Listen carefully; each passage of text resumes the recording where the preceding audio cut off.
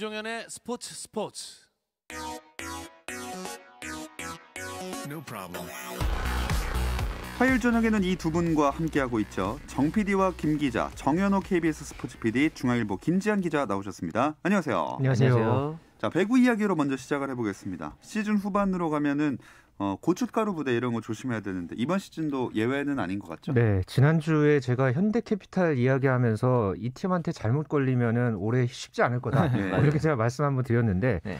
한 주 사이에 또 한 팀이 더 늘어난 것 같아요. 그렇죠. 지금 여자부의 그 현대건설이 지난주 말에 흥국생명을 상대로 3대2로 네. 승리를 거두면서 올 시즌에 지금 전적만 놓고 보면은 그 흥국생명의 또 다른 이 새로운 천적으로 등장한 것 같은 그런 어떤 모습을 보였고 현대캐피탈도 지난 주말에 우리카드를 상대로 3대2로 또다시 또 승리를 거두면서 또 한 번의 또 고춧가루 부대 네. 역할을 했죠. 현대그룹의 승리인 것 같습니다. 남녀에서 각각. 네. 이 경쟁팀 간의 맞대결도 물론 당연히 중요하지만 이렇게 잘 나가다가 하위권 팀의 발목 잡히면 타격이 클 수밖에 없거든요. 그렇죠. 특히 남자분은 순위들이 지금 1위부터 5위까지 다닥다닥 붙어 있습니다. 1위 대한항공이 승점 50점인데 2위 KB가 47.3점 차고 그 밑에 OK금융그룹이 43점. 4점 차밖에 나지 않고 우리카드랑은 승점 1점 차. 5위에 차 있는 한국전력도 승점 39점이기 때문에 언제든 올라올 수 있고 이 점에서 봤을 때 다시 한 번 더 이 현대캐피탈이 킹메이커 역할을 할 수 있을 것 같은 게 상대 전적이 좀 재밌어요. KB손해보험 상대로는 5전 전패로 현대캐피탈이 다 졌거든요. 네. 그런데 우리카드 상대로는 4승 1패입니다. 어허. 그리고 또 OK금융그룹 상대로는 또 4전 전패예요. 네. 이러다 보니까 이제 우리카드 입장에서는 약간 그 현대캐피탈이 원망스러울 수도 있겠죠. 왜 우리만 같고. 그러니까요. 진짜 이 현대캐피탈 상승세가 시즌 후반에 큰 변수가 되고 있습니다. 네, 최근 6경기 성적만 놓고 보면은 4승 2패, 거의 이제 상위권 팀 못지 않은 그런 어떤 성적을 내고 있고요. 말씀해 주셨던 대로 뭐 우리카드를 상대로는 4승 1패, 또 한국전력을 상대로도 2승 2패 아주 성적이 괜찮거든요. 네. 특히나 그 최근에 문성민 선수가 또 팀에 그렇죠. 복귀를 해서 합류를 하면서 우리카드전 같은 경우에는 5세트까지 풀타임 활약을 했습니다. 그러니까 부상 복귀 이후에 처음으로 5세트까지 이 경기를 하는 그런 어떤 모습을 보였고 이 경기에서 또 특히나 이 고비 때마다 이 베테랑의 어떤 그런 역할, 클러치 역할을 아주 훌륭하게 소화해내면서 팀 승리를 이끌었기 때문에 앞으로의 이 문성민 선수가 또 가세한 이 현대캐피탈 조금 더 강해지지 않을까 그렇게 지금 예상이 됩니다. 네. 자, 현대캐피탈도 그렇고 삼성화재 같은 경우에는 그 새 외국인 선수 마테우스가 빠르게 적응을 하고 있어서 이것도 다른 팀들에게 또 위협이 되겠어요. 그렇죠. 이 사실 기존의 외국인 선수였더니 바르텍 선수에게 좀 아쉬웠던 점이 있다면은 외국인 선수치고는 좀 서브가 약하다는 점 그리고 이제 그 토스를 받아서 올라갈 때 스텝이 이제 기존 선수들하고 좀 호흡이 안 맞는다는 문제가 있었는데 이 마테우스 같은 경우는 작년에 KB 손해보험에서 뛰었기 때문에 한국 무대 특히 그 토스의 질 같은 것들을 굉장히 적응이 빠르고 서브에 있어서도 약간 소위 말해서 0점을 잡은 듯한 그런 경기력을 보였기 때문에 아무래도 이제 또 하나의 고춧가루 부대 천병이 될 수 있을 것 같아요. 자, 그리고 그 삼성화재가 오늘 OK금융그룹이랑 경기를 펼치고 있죠. 네, 지금 현재 세트 스코어 1대1이고 3세트 현재 OK금융그룹이 16대 13으로 리드를 하고 있는데 지금까지는 삼성화재 마테우스 선수가 20득점 그리고 신장호 선수가 12득점을 현재 기록을 하고 있고요. 한국전력에서는 펠리페 선수 22점, 송명근 선수가 16점 이렇게 쌍포가 아주 고른 활약을 펼치고 있습니다. 1, 2세트 모두 지금 듀스까지 갔거든요. 예. 3세트도 지금 뭐 13대 10이니까 오늘 이 경기도 약간 풀세트로 갈 것 같은 고춧가루 위용을 볼 수 있을 것 같습니다. 약간 그렇게 되게 바라시는 것 같은 느낌이 드네요. 스포츠가 또 그래야 재밌으니까. 네, 그렇죠. 네, 맞습니다. 자, 다시 이제 남자부 얘기는 여기까지 하고 여자부로 가서 아까 얘기했던 그 최하위 현대건설 변수 얘기도 해봐야겠죠. 예, 아무래도 올 시즌에 흥국생명의 대항마가 어디일까 얘기할 때 뭐 GS가 될 수도 있고 기업은행이 될 수도 있고 현대건설이 대항마가 될 거라는 생각은 사실 아무도 안 했을 거예요. 그렇죠. 네.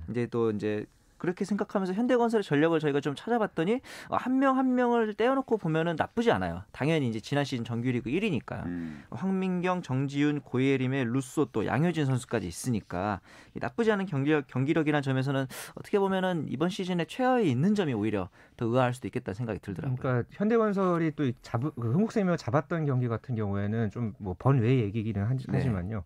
이 경기를 그 생중계했던 그 KBS N스포츠가 당시 그 프로배구 역대 정규리그 최고 시청률을 기록을 맞습니다. 했다고 해요. 네, 5세트 같은 경우에는 특히나 또 더 시청률이 순간 시청률이 그게 많이 올라갔다고 하고요. 케이블 가구 시청률 2.31%를 케이블에서 2%가 진짜 많이 나온다는 나온 거는 진짜 많이 나온 네. 거죠. 상당히 많이 나온 거죠. 그만큼 지금 이 현대건설이 뭐 고춧가루 부대뿐만 아니라 그렇죠. 그런 어떤 이 V리그 여자부의 이 판도를 좌우할 수 있다. 그런 어떤 가능성을 보여줬다고 볼 수 있겠죠. 네.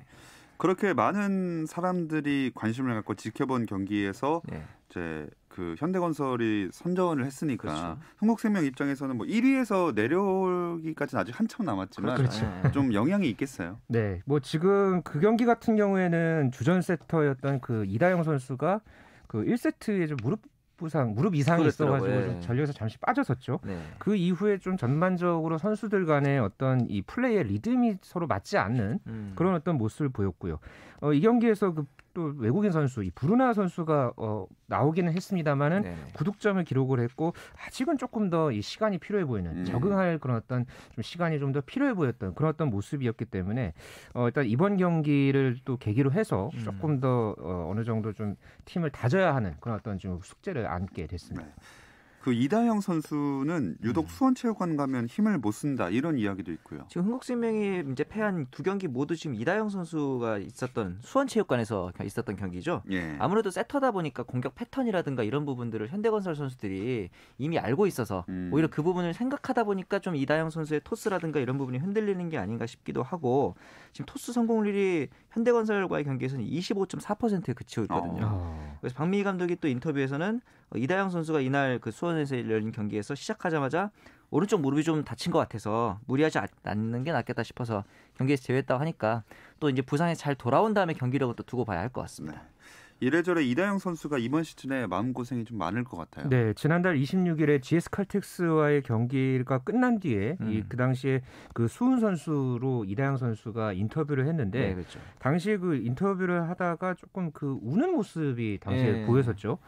그러고 나서 당시에 그 이숙자 해설위원이 그 관련해서 조심스럽게 물었는데 그때 딱 그 이다영 선수가 좀 한동안 말을 잇지 못하고 좀 눈물을 이제 흘렸던 그런 어떤 모습이 보였었죠. 그러면서 그동안에 뭐 자신감이 떨어지고 잘 안 됐는데 재영이도 도와주고 연경언니도 도와줬는데 미안해서 많이 눈물이 났다.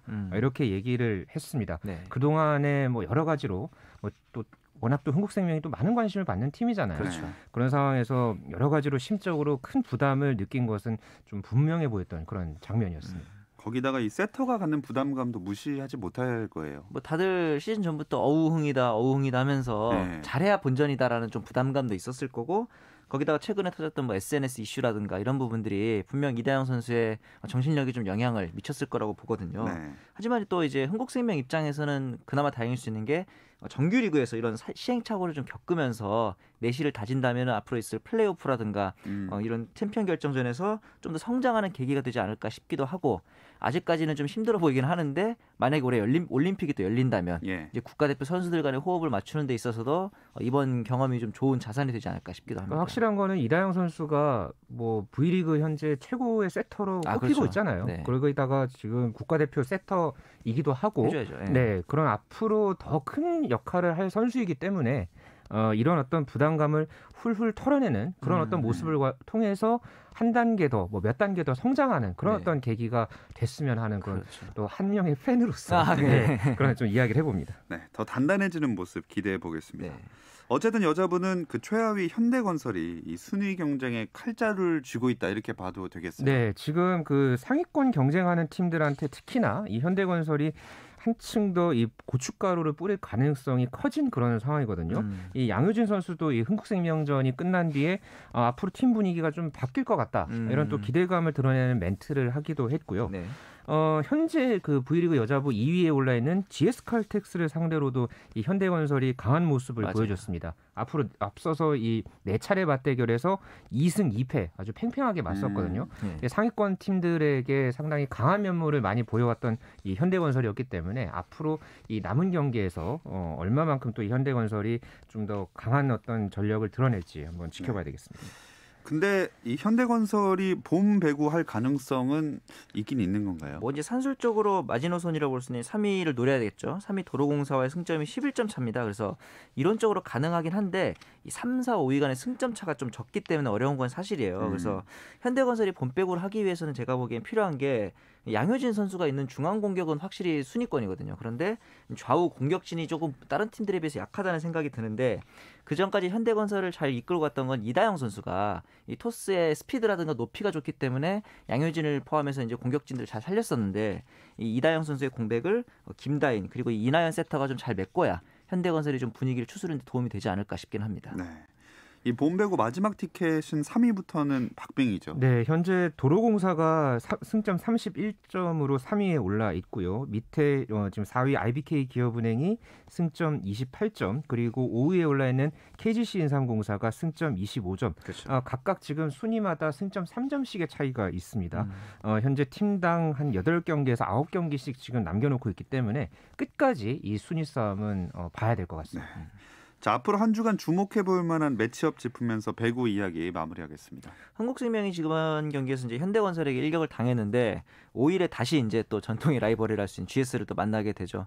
GS 입장에서도 지금 경기력이 그렇게 좋은 편은 아니거든요. 강소희라든가 권민지라든가 선수들 부상도 많고 그래서 양 팀 다 약간의 분위기 전환이 필요하다는 점에서는 이번 클래식 매치가 또 재밌을 것 같습니다. 네. 그리고 남자부 같은 경우에는 당장 내일부터 빅매치들이 있거든요. 그렇죠. KB손해보험과 대한항공이 맞대결을 치르고요. 네. 또 모레는 한국전력과 현대캐피탈, 이른바 신영석 더비. 아, 그렇죠. 네. 네. 그리고 주말에는 대한항공과 OK금융그룹의 경기. 그러니까 선두권 싸움이 굉장히 또 치열하게 전개가 되고 대한항공은 있는 2, 3위를 상황에서 연달아 만나게 그러네요. 되는 그렇죠. 그렇게 지금 되고 있어서 네. 이 다음 주 이 시간에 저희가 뭐 여러 가지 이야기를 다뤘을 때 이 순위 싸움이 어떻게 또 전개가 됐을지 뭐 저희 입장에서는 이야기가 한층 풍성해져서 그럴 것 같아요. 네, 아이템 고민 없이 지켜보기만 하면 될 것 같습니다. 네. 남자분은 최소 한 팀은 바뀐다, 순위가. 아, 그렇죠. 맞아요. 네, 그렇게 될 것 같습니다. 자, 배구 외에도 스포츠 팬들의 눈길을 모았던 스포츠 이슈들 더 짚어볼 예정인데요. 이 이야기 잠시 쉬었다 와서 나눠보겠습니다.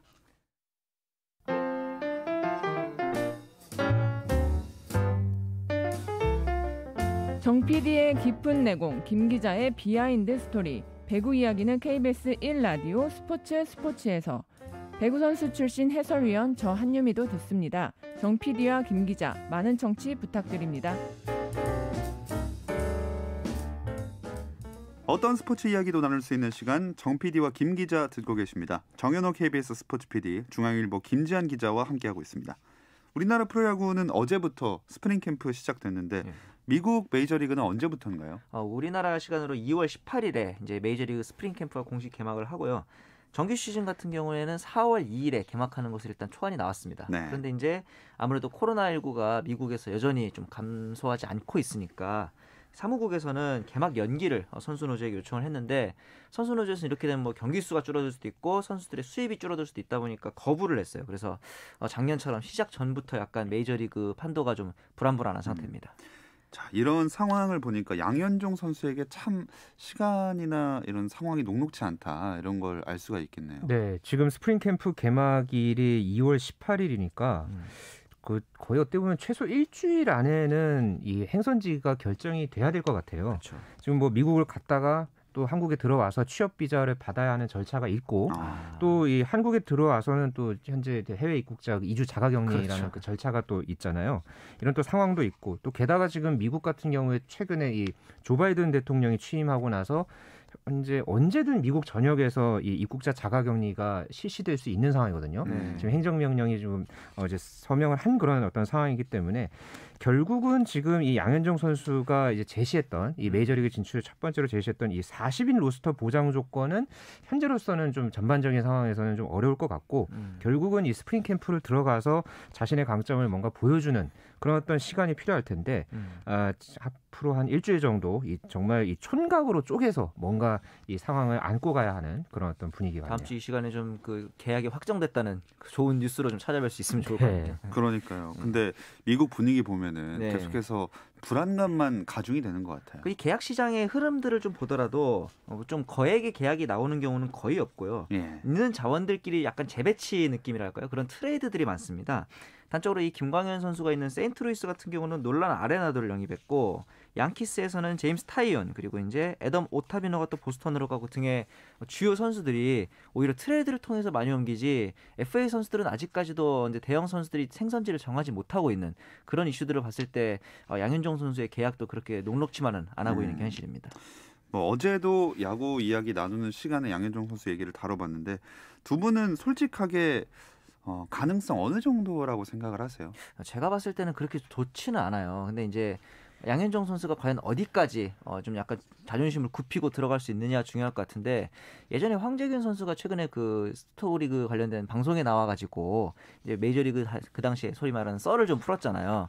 그 당시에 그런 스플릿 계약을 통해서라도 어떻게든 마이너부터 시작해서 자기의 존재감을 좀 보일 수 있으면 괜찮을 것 같고 저는 거기다 이제 한 가지 당시 황재균 선수가 어려웠던 게 옵트아웃을 통해서 다른 팀에 갈 수 있었으면 차라리 더 좋았을 거다 이런 얘기를 했던 걸 봐서 양현종 선수 입장에서는 아무리 조건이 좋지 않아도 일단 어느 정도 좋은 모습을 보여주면은 시즌 중에 분명히 특히 좌완이라는 점에서는 수요가 생길 거거든요. 그렇죠. 옵트아웃을 통해서 좀 다른 팀에 갈 수 있는 기회를 남겨놓는다면 어떤 조건이든 갈 수 있지 않을까 싶긴 합니다. 그러니까 저도 비슷한 생각입니다. 그러니까 양현종 선수가 뭐 많이 그러니까 예전에 비해서 기량이 뭐 떨어졌다. 뭐 지금 스카우팅 리포트를 보면은 좀 여러 가지로 비관적인, 부정적인 그런 어떤 이 평가들이 많거든요. 네. 그렇지만은 방금 정현호 PD가 이야기한 대로 이 왼손 투수라는 이 좀 강점이 나름대로 저는 있다고 보거든요. 그렇죠. 그러니까 이런 부분을 지금 잘 어필을 해 본다면 뭐 또 특히나 오늘 또 이 피츠버그가 뭐 KBO 리그 출신의 양현종 영입할 수 있다 이런 또 그 미국 매체 보도도 있기는 했거든요. 있었죠. 이 피츠버그가 현재 선발 자리가 구멍이 나 있는 상황에서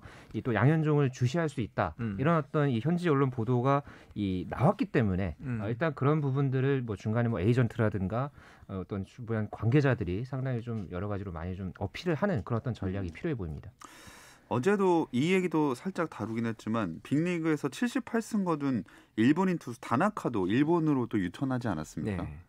그러면 2년 1,720만 달러라는 굉장히 큰 금액으로 이제 라쿠텐 골든이글스로 복귀를 했는데 사실 다나카 선수가 좀 현실적인 선택을 한 것 같아요. 메이저에 만약에 남았어도 이 정도 금액에 잔류를 했을 거다라는 의견이 있고 뭐 같은 값이면은 고국에서 뛰고 싶은 게 좀 더 마음이 편할 거잖아요. 예. 그렇죠. 거기다가 이제 그 최근에 다나카 선수의 은사분들이 연이어 돌아가시는 개인적인 사정도 좀 있었고 어떻게 보면 또 이제 올해 만약에 있을지도 모르는 도쿄올림픽에 대비한 차원일 수도 있고 이런 여러 가지 이유에서 다나카 선수가 같은 값이면은 고국으로의 복귀를 선택한 것 같습니다. 자, 양현종 선수가 뭐 현재로서 아까도 옵트아웃 얘기도 나왔지만 네네. 기대해 볼 만한 미국 진출 방안은 구체적으로 어떤 게 있을까요? 뭐 현재로서는 가장 뭐 많이 지금 거론되고 있는 게 이 스플릿 계약 가능성이 그렇죠. 많이 언급이 되고 있죠. 네. 이 메이저리그와 마이너리그 계약을 따로 두는 그런 어떤 방식이고요. 뭐 아까 황재균 선수 얘기도 했지만은 과거에 그 이대호 선수가 네. 그 시애틀하고 이제 스플릿 계약을 한 다음에 이제 스프링 캠프와 이제 과정을 거쳐서 이제 빅리그에 데뷔했던 그런 어떤 전력이 있고요. 가장 중요한 것은 어쨌든 양현종 선수 쪽에서 이 제시를 했던 이 조건을 좀 얼마만큼 낮춰서 가느냐. 네. 예, 그러니까 이거에 대해서 또 특히나 이제 각 그 구단들 메이저리그 각 구단들이 얼마만큼 이 양현종 선수의 장점 그리고 현재 조건 상황 이런 부분들을 잘 보고 또 거기에 맞춰서 또 이제 조건을 어떤 계약 조건을 제시할지 이 부분들이 좀 더 관심이 모아집니다. 저는 이제 어느 팀을 선택하느냐도 좀 중요할 거라고 보는데 과거에 이상훈 선수라든가 구대성 선수가 선발은 아니어도 원포인트 릴리프 같은 걸로 좌완이 가지는 이점이죠. 그렇죠. 메이저에 이제 등판을 했던 경험이 있다 보니까 지금 이제 영입 의사가 들어왔다라고 보도가 나온 구단 중에 텍사스, 그다음에 필라델피아 같은 경우는 좌완 불펜진이 좀 약하거든요. 이 같은 구단들 여러 가지 구단들 중에서도 이런 식으로 자기가 좀 더 메이저에서 경험을 많이 선보일 수 있는 구단을 택해서 가는 것도 양현종 선수에게 하나의 방법이 될 것 같습니다. 에이전트 분께서 아주 정말 바쁜 시기를 그렇죠. 보내고 계실 것 같습니다. 그나저나 류현진 선수랑 김광현 선수도 서서히 출국 준비해야겠네요. 네, 류현진 선수는 내일 출국을 합니다. 지난해 10월 초에 귀국을 해서 약 한 4달 정도 이제 국내에 머물다가 이제 미국으로 이제 돌아가는 상황이 됐고요. 네. 토론토 구단의 현재 투수와 포수 훈련 일정이 오는 18일에 이 미국 플로리다주 더니든에 모여서 훈련을 한다고 해요. 여기에 맞춰서 현재 류현진 선수가 체력을 많이 끌어올린 것으로 알려져 있고요.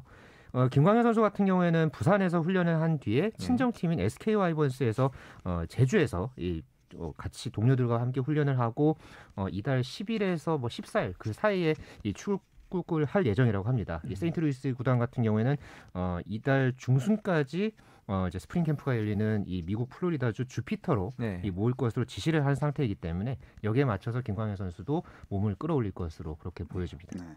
김광현 선수 같은 경우에는 SK 캠프에서 훈련했는데 그게 역사상 SK 캠프에서 훈련할 수 있는 마지막이 돼가지고 네, 좀 맞아요. 그렇겠네요. 아직은 이제 뭐 유니폼이라든가 팀 이름이 바뀌진 않았으니까 어색하진 않을 텐데 만약에 이제 김광현 선수가 이번 시즌 끝내고 내년 시즌에도 뭐 SSG라든가 예. 신세계라든가 그 팀에 가서 훈련을 하게 되면 그때는 진짜 어색한 팀 컬러도 분명히 바뀔 테니까요. 그렇죠. 그때도 좀 아는 선수가 있다고 하더라도 다른 팀에서 만나는 것 같은 기분이 들 것 같긴 합니다. 친정인데도 좀 친정이 아닌 것 같아요. 네. 그래도 새 팀이라 오늘 커피도 쐈다는데 김광현 선수도 마셨을까요? 그랬지 않았을까 싶네요. 100잔을 돌렸다고 안 그래도 기사를 통해서 신세계 측에서. 네. 자, 어쨌든 김광현 선수 소속팀인 세인트루이스 카디널스가 콜로라도 로키스랑 1대5 트레이드를 공식 발표했어요. 네, 그 류현진 선수의 천적으로 불렸죠. 그렇죠. 이 3루수 놀런 아레나도가 세인트루이스를 갔고요. 반대로 세인트루이스가 이 콜로라도 로키스에게 이 왼손 투수 오스틴 곰버, 또 이 우완, 이 토니 로시, 제이크 소머스, 내야수 마테우 길, 엘리 우리스, 몬테로 이렇게 5명을 내주는 1대5 트레이드가 이제 단행이 됐고요. 또 특히나 이 세인트루이스는 또 아레나도의 연봉이 워낙 또 이 높기 때문에 그렇죠. 거기에 대한 어떤 지원을 위한 이 현금 5천만 달러를 함께 받을 예정이라고 합니다. 2021년에 그러니까 올해 1,500만 달러, 그리고 나머지 2천만 달러는 추후에 분할 지급할 그런 어떤 예정이라고 하네요. 김광현 선수에게는 큰 힘이 되겠어요. 이 콜로라도 언론에서 역사상 가장 멍청한 트레이드라고 했을 정도로 여전히 아레나도 선수는 훌륭한 3루수거든요. 단지 콜로라도가 지금 우승권이 아니기 때문에 셀러리 덤핑의 목적으로 아레나도를 내보낸 것이기 때문에 지금 작년에 수비 1위입니다. 세인트루이스가. 반면에 타선은 좀 허약한 편이었는데 최고의 수비력에다가 이제 여전한 장타력을 보유한 아레나도를 이제 지원받았기 때문에 큰 도움이 될 것 같습니다. 네. 류현진 선수 소속 토론토는 전력 보강 많이 됐나요? 나름대로는 선발 자원, 뭐 불펜 자원, 내야수까지 아주 알차게 보강을 했다고 보여지거든요. 네. 현재 그 커비 예이츠, 또 뭐 타일러 체두드 이런 선수들을 보강을 했고, 또 최근에는 왼손 선발 투수인 이 마츠를 또 영입을 해서 또 이제 그 선발 자원에 좀 더 힘을 보태는 그런 어떤 역할을 할지 기대가 되고 있고요. 네. 뭐 가장 또 이 많은 주목을 받았던 게 이 조지 스프링어죠. 그렇죠. 이 선수가 6년간 또 이제 계약을 하면서 토론토 유니폼을 입게 됐고, 또 거기에다가 내야수인 마커스 시미언까지 FA 시장에서 영입을 하면서 나름대로는 전력 보강을 잘했다고 봅니다. 네.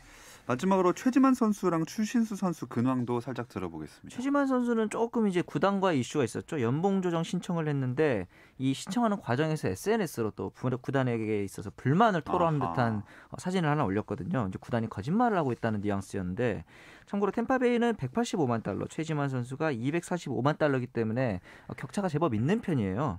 하지만 이제 최지만 선수에게 좀 긍정적인 이슈라면은 템파베이가 최근 5번의 연봉 조정에서 모두 졌다는 거.